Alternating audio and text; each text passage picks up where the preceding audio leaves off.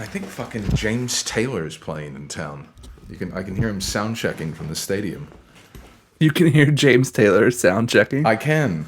It's bumming me out. You see, the only thing I can really speculate on, Nurse Ratched, is the very existence of my life, with or without my wife, in terms of the human relationships, the juxtaposition of one person to another, the form and the content. Artie, why don't you knock off the bullshit and get to the point?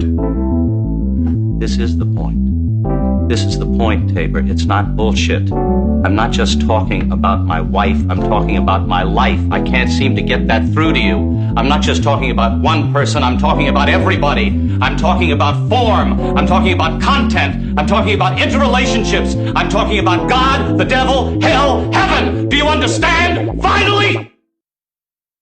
You're listening to Between Us.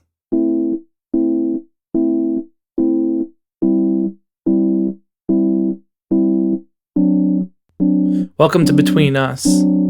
So we're going to talk to Tony Fulgham here in a little bit, a Seattle filmmaker and musician. But speaking of a career in music, it kind of makes me want to check in with my co-producer, Mason Neely. Both of us have known each other since I was in 9th grade, and we were musicians together. He was a little bit more serious than I was, but we both found ourselves in a career in therapy. So we're going to check in now. He lives in Wales. And it's 8 a.m. here in Seattle and 4 p.m. there.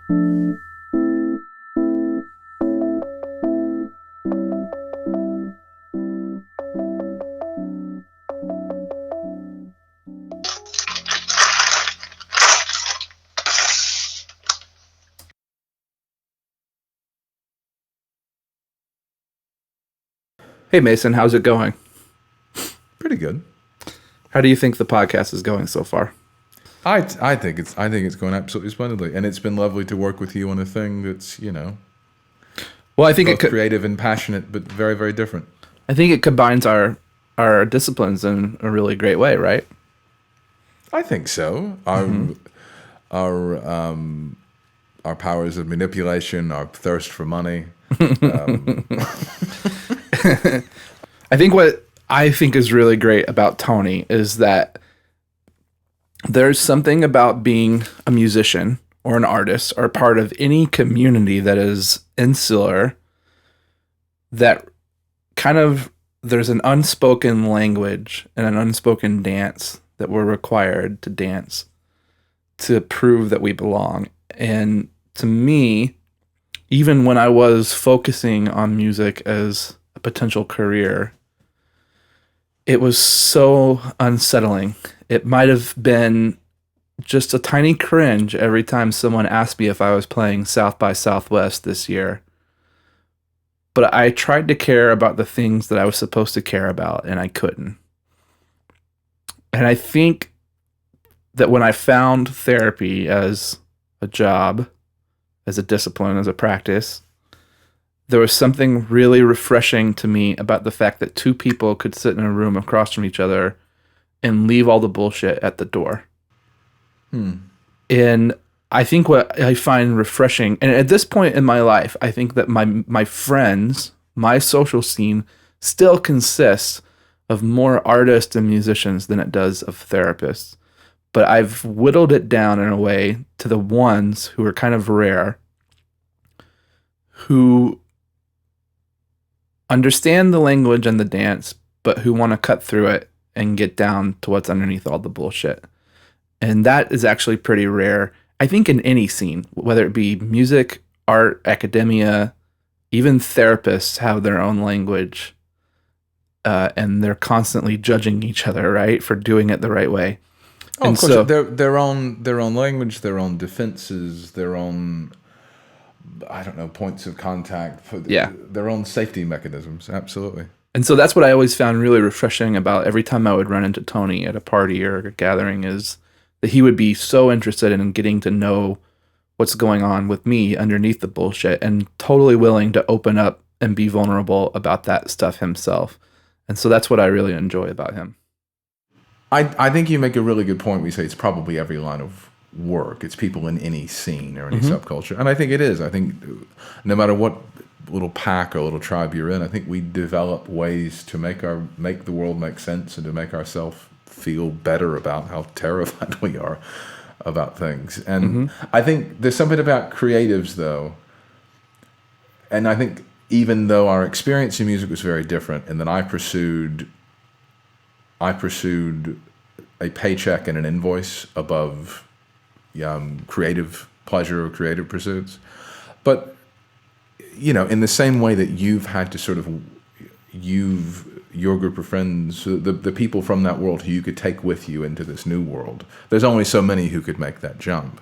It's very much the same with me. I mean, I think the posturing might be different. The defenses might be different. It might be about art. But I think to find people who can get past that and be vulnerable and talk about the human experience and talk about a relationship experience in a new way is rare. Yeah. I think so.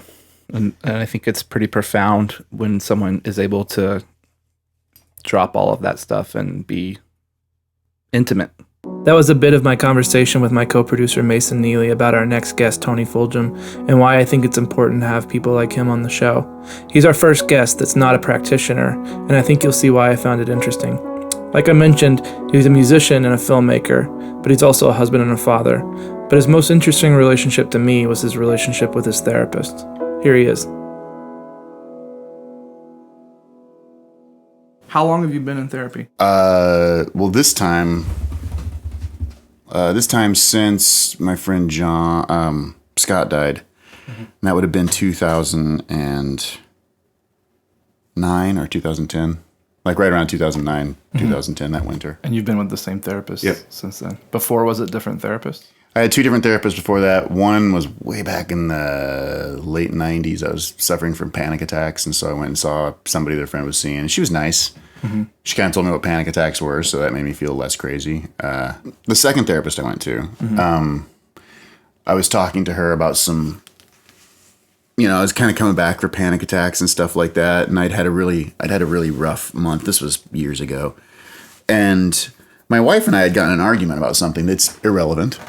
But I told her, I told the therapist, my wife and I got in an argument about something. And I don't really want to talk about that yet. And the therapist immediately interrupted me and said, "Did you have an affair?" I was like, all right. So by the time I walked out of the room, I was like, okay, obviously you have a very preconceived notion of who I am. We weren't even talking about sex or infidelity or anything when I said we had an argument and I don't want to talk about it right now. Her first reaction was that I had an affair. There was so I didn't go back to her. What do you think was happening in that moment? I don't know, man. It was you heard it as about you, and the judgment she was making of you. Part of me interprets it as that it's about her and what she wanted to hear about that day. That was my impression. It was like my immediate reaction was like, "Oh, your husband cheated on you." That was internally. I was like, so there was a whole. It was weird. There was a whole bunch of projection going on there, and it might have been her day. I actually went back one more time, and at the end of that next session, I was like, it was just the wrong fit, Yeah. So I didn't go back to therapy again after that for a long time. But it could have been something as simple as she was having a boring day, Oh, and that she was looking for something to excite her. that's possible. She seemed too angry about it though. There was some emotion behind the question. Like it was really like she interrupted, and it was like it was sort of knifing and jabby a little bit. It was a little. It was actually, I'm not easy to ruffle, and I got ruffled. Whatever motivation it was, it seems like it was her agenda and not your agenda that was driving the session. Yeah, I was just trying to get to the panic attacks again. I was like, right, you had a crisis that was and you were in need. Yeah. And she wanted to focus on sex. Yeah, exactly. Oh man, and just like yeah, like I couldn't have probably defined it then, but it was just like there was like she immediately targeted in on some sort of like shame based stuff. I don't know. It was strange. It was a strange day. And it killed therapy for me for. I guess that was another 6 years before I went back again. So that was in the early 2000s. Yeah, early 2000s. Yeah.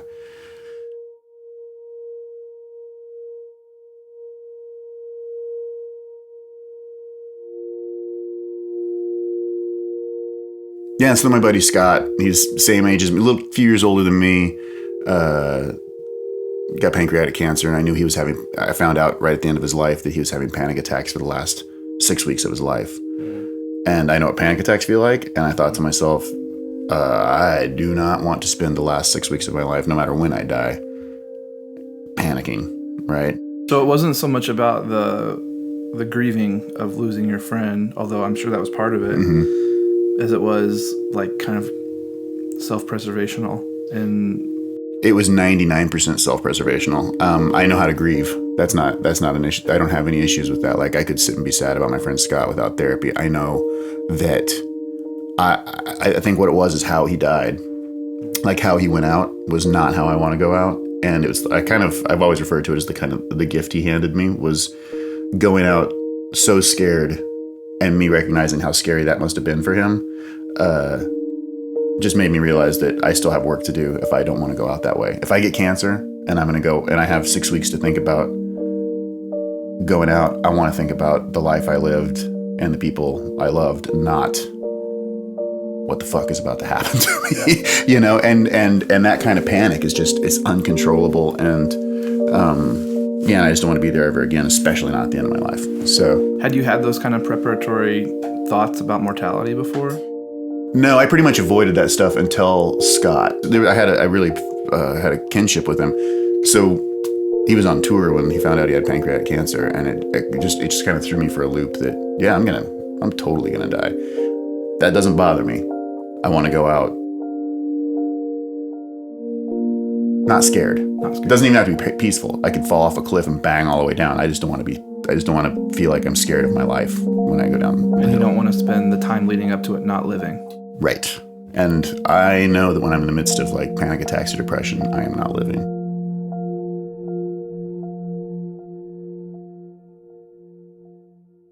I was on top of the world when I went and saw the guy. Like, when I started therapy again, that was the big thing. Like, I was not in crisis when I went to go see this guy. And the both times I'd been to therapy before that, I went because I was in crisis.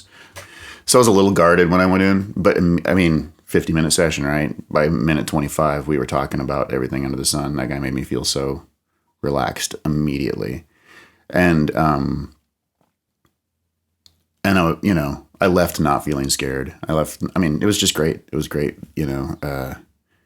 He's not the kind of guy who sits there and listens and says, well, how does that make you feel? How does that make you feel? How does that make you feel? How does he interact with you? We have a conversation. He gives opinions, and he's very clear about saying, this is my opinion, or I would suggest before everything. He's not the kind of guy that just sits and listens. He's very active. And so some people I've sent him to him really vibe with that, and some people don't.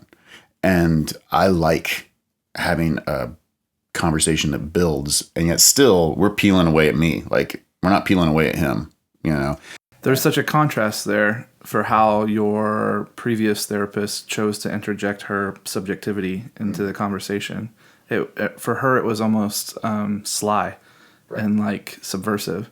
And it sounds like for him, he just says, this is what my opinion is. And very honest about how he works with that too. Like, as soon as you start talking to him. And the biggest thing is that when that woman said, did you have an affair? You could just tell there was judgment and shame all over it. If he would ask me if I'd had an affair, which I didn't, for the record, if he'd asked me if I'd had an affair, he would have there's no judgment or shame involved in it at all. It's just something that happens, and we'll talk about it and deal with it, right? It's like, he doesn't. And in the first session, we didn't get on to any of those topics at all. We just were talking about, my friend died and I'm sad and I don't want to have panic attacks in the future. And sure, I want to learn more about how to take care of myself. That was it. That was our conversation. But I could tell immediately that there was no ground we couldn't cover. And there's very little I could talk about that he would have any sort of judgment. I mean, sure, if I was committing heinous crimes and came in and talked to him about them, he'd probably have an opinion on it. But I still think even then he would deal with it in a way that was kind and compassionate. So what do you think it is that makes someone like that? He's a kind and compassionate person. So part of it is constitutional. Yeah. I've told the man I love him. He's such an important part of my life, but it is boundaried in this very specific world. It's 50 minutes twice a month. Mm-hmm. And so what was interesting is going in not in crisis, left me, I felt like I came in very open, and we started talking about lots of stuff, and I referred to it as peeling back an onion kind of thing. I was like, I'm a little nervous that we're going to get to the middle of the onion at some point. He's like, oh, we probably will. He's like, you like to talk. It's going to be fine. We're going to get there. And when I did, it was kind of an explosion. But wow. Yeah, my relationship with him is really fantastic. And what I've learned from him is that you can have really intense relationships with someone with really nice boundaries. So all this kind of stuff can happen. So I've actually emulated the model I have with him with other people. Like, this is the world I live in, with you, and I can intensely love you within the context of this relationship. That doesn't mean I need you to have you over for dinner every Wednesday night. Like, I just love you here. We don't need to be enmeshed. Right. And so that kind of love without trying to have it take over your world, like, which I think we get pushed to do a lot when you get to the word love. That's been a real huge thing I've gotten from him, and it's been fantastic. So. The first time you said it, what did he say back? That I loved him? Yeah. He said, I love you too. Yeah. Yeah. And was it something that the two of you talked about afterwards? I mean, was it? We might have talked about it beforehand. Oh. And so that goes into the unorthodox relationship of my wife and I seeing the same therapist, but not together. Because she had mentioned that they hug at the end of sessions, and my wife is, Were you jealous? No, I don't think I was jealous. I think I was like, oh my gosh, that's okay, because I totally want to hug him. Yeah. I think that was my reaction. But we talked about it before. I was like, I actually I'd had a really rough week, and I was like,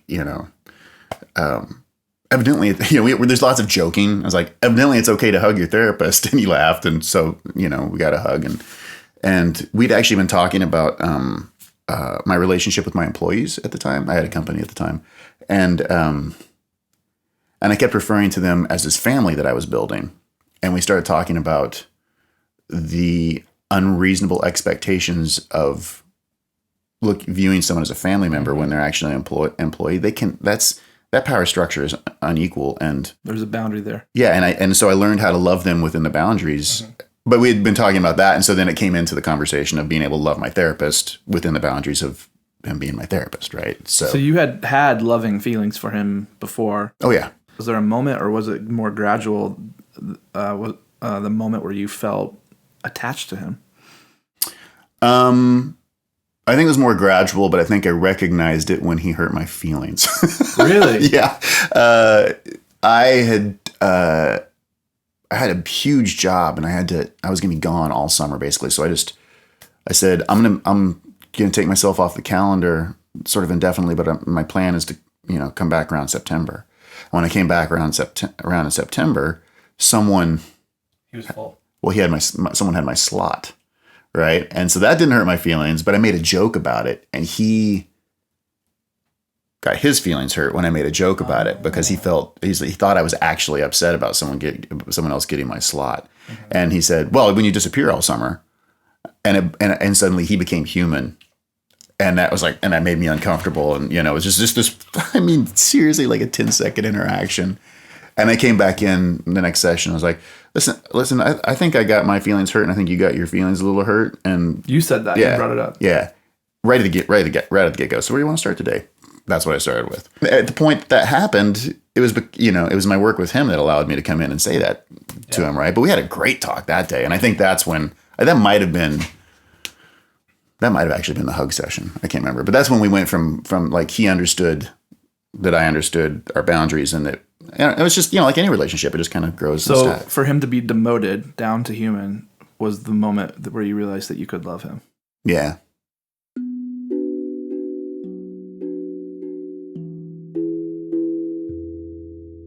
It seems like that in and of itself is like a really important kind of revelation. Oh, I mean, for our outside relationships as well. Yeah. Well, and that's the huge thing I've gotten from him is that and all the relationships, but also just understanding how do I put this? What is the other person and what is me? Like, because we fill in the gaps when we meet someone all the time. And then as we get to know them, we fill in the gaps with our own stuff that they're not giving us. And eventually they kick the stuff out that you filled in and they become more and more and more and more human as you kick. Right. As they kick out your assumptions and fill it with a truth. So you realized that he was imperfect. Mm-hmm. You were able to love him. Mm-hmm. And then I'm guessing that kind of opened up new doors for you too. Yeah, I think it did. I think in the timeline of everything, my wife and I did actually end up in a bit of a crisis. What felt like a crisis. What's interesting with most crises in relationships is once you figure some stuff out and you get to the other side and you look back at it, it's so goddamn simple. You almost laugh at how difficult it was to get to the other side of it. But when we were at the front of that crisis, it seemed big. Both of us had been in therapy with him for a while, and we had a nice language to work with. Mm-hmm. And my wife and I have been married for 23 years. We've been together a little over 24, and this all happened, 4 years ago. So we've been together 2 decades. Right. Plus, by the time we'd hit something there where I actually was worried that we weren't going to make it because I couldn't get my shit together. And it was like I'd come back to panic attacks, kind of, like something had happened that made me come back to panic attack. It was all feelings, and it was just, there was no facts involved. She still loved me as much as she ever did. There was no problems, but something was flipping me out, and it was great. We finally got down to the core of our communication problems. Obviously we've been here like 20 minutes and I've filled the whole fucking kitchen up with syllables, right? I talk, I'm big. And if someone shrinks away because I'm talking about my feelings, they get bigger and I fill the room up. She had this habit of not wanting to aggravate that and make my irrational feelings get bigger. So she would just kind of shut down and draw back. And I think that's a very typical relationship with a lot of people. You got the big consumer and the thing that made it so, the thing we finally got to was that when I was able to finally explain to her through this language that we'd learned with our therapist, I was finally able to zero in on that my bigness is damaging. I understand that. Sometimes I would get paranoid still that she was going to, I would call her too many times while she was out with her friends or whatever. Because not that I was afraid that she was doing anything wrong. I just have this irrational fear in my lizard brain that she's just going to disappear between the bar and home. Yeah. Poof, aliens are going to take her or something like that. That was part of the panic attack brain, right? Mm-hmm. But I was able to, so I know that was hard for her, that when I would get big and scared about anything or whatever, I would just sort of swallow our relationship. But I was able finally, through working with my guy, to explain to her that when she gets small and retreats from that, it's as damaging to our relationship as my big and my consuming. So did you have to work to meet in the middle? Yeah, well, that was the thing. It was like when I said that to her, it's like, it hurts me as much for you to get quiet as it does for you for me to freak out and get big. And then like the light bulb went off over both of our heads, and then she started calling me out my shit, and we were happy. I hate to say that it was that simple, but it kind of was.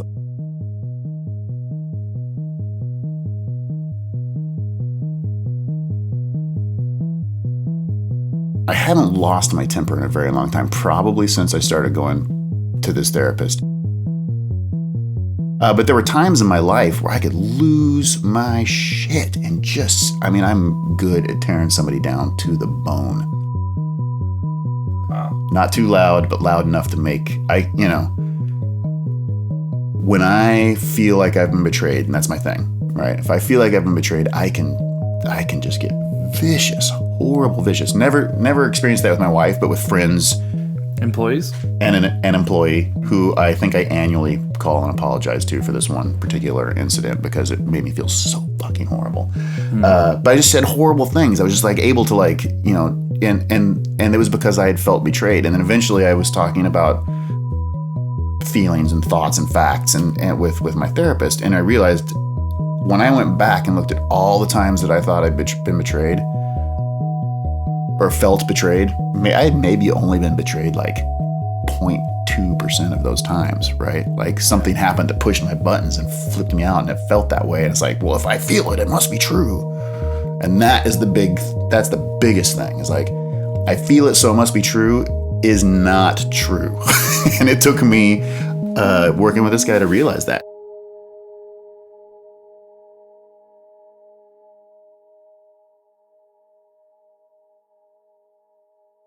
Something I've learned is that you don't get to decide what to feel. You only get to decide if you feel and how much. Sure. Right? So I choose to feel.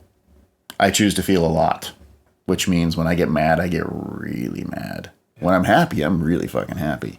Yeah. There are stretches of when things are going really good, I'm borderline manic. You know, like I'll swing from one side to the other fast, you know. But that's kind of my sweet spot. Like, I feel like if that's happening, I'm probably doing things right. You know, I don't rage on people when I get mad. I just go kick the tires on my truck, you know, and when I'm doing it right.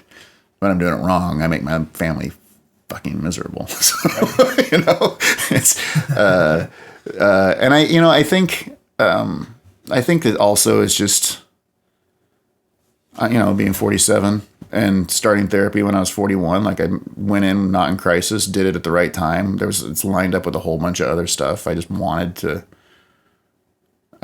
not be a paranoid, angry person. So, right. That had a lot to do with it. But, I found the right guy, which helped a lot. And I'm married to the right person. Like, I got the best teammate in the world who was willing to step up and do all the same work I was doing in her own unique, special way, Yeah. So...